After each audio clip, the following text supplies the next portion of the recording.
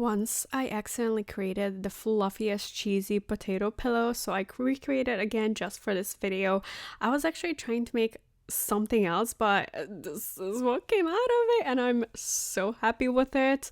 I am obsessed with how fluffy and cheesy it is outside. It's almost like a gnocchi, but my version basically. So mashed potatoes. Don't need to show you how to make mashed potatoes. I have about 4 large potatoes to this. I add 1 teaspoon of salt, black pepper to taste, or if you don't want to add it, don't add it at all. And then 1 tablespoon cornstarch and 1 cup of flour. Mix it all together. Now I'm looking for a dough that's not too wet, so I want the dough to be a little bit on the thicker side, that way it doesn't fall apart.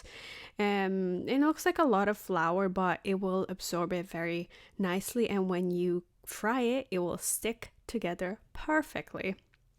Okay, we're almost done here. And cheese, I'm using a Mexican style blend cheese. I like this because it melts easy and it also mixes into it very easily, but you can also shred your own with the same cheeses that the Mexican style cheese have, because it's the same cheeses you can buy separately, but I think blend is easy, shortcut. And I realized it wasn't mixing well with the spatula, so I started using my hands. It's not sticky at all. I think it's pretty easy to knit the dough with potato. It only takes maybe like 2 minutes. Here you can see that it has absorbed all the flour and then it got a little sticky. I'm using a silicone mat just to make it easier to roll and cut, and I'm working in pieces, that way it's just easier.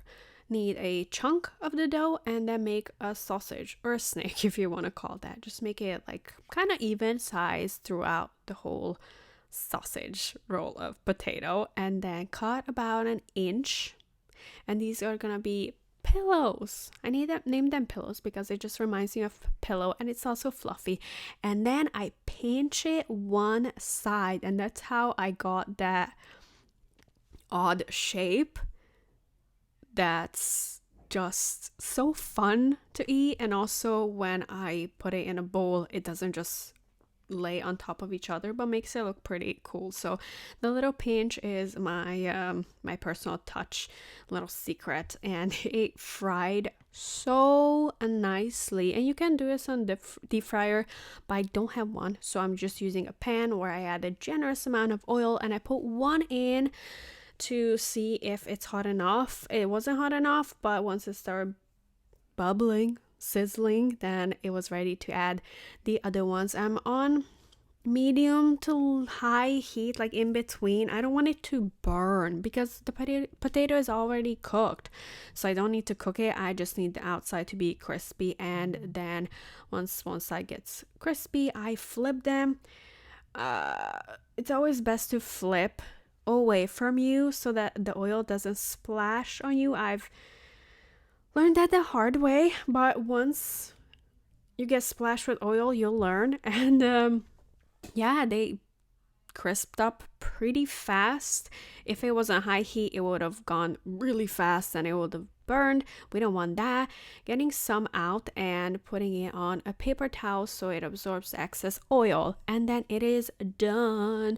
Look how fluffy it is inside, like all the cheesiness mixed with the potato. It's absolute perfection. And I topped it with a garlic sauce to make it look like it's from Spain, because that's how they eat it in Spain, with like garlic aioli on top, and it's absolute perfection.